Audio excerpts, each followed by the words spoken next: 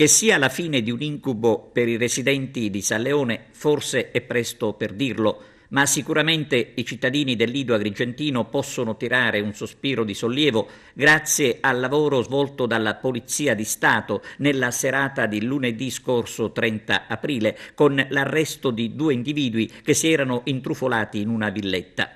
Si tratta di Fabrizio Rizzo, 27 anni, di Agrigento, e Roberto Iovine, 53 anni, originario di Napoli.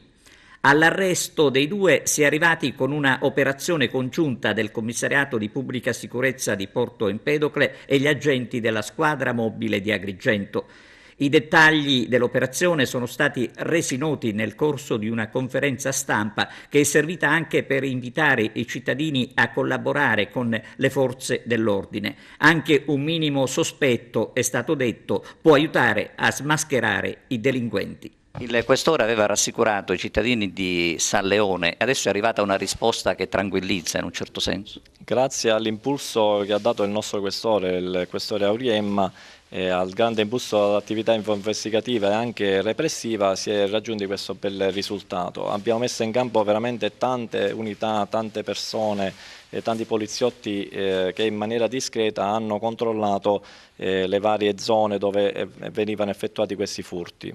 E l'arresto è costato anche il ferimento di 2 agenti? Purtroppo sì, si sono feriti 2 agenti, 2 valorosi agenti della squadra mobile di Agrigento che nelle fasi concitate dell'inseguimento di questi 2 soggetti, in particolare uno, si sono feriti. Per fortuna non gravemente, però diciamo che l'impegno di questi uomini deve essere assolutamente premiato, è stato premiato. Quando si mette in moto la macchina dello Stato e della Polizia di Stato in particolar modo, i risultati arrivano.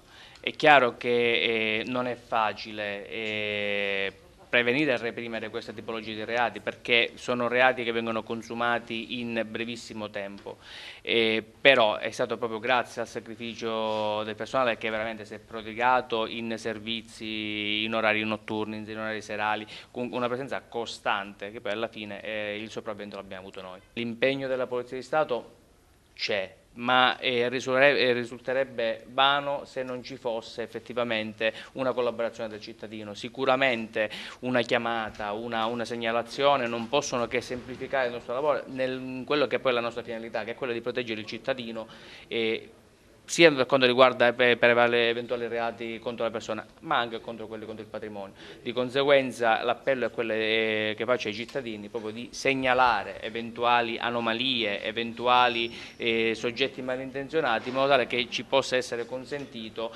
di intervenire tempestivamente e possibilmente quello che auspichiamo non tanto di reprimere il reato, ma addirittura di prevenirlo.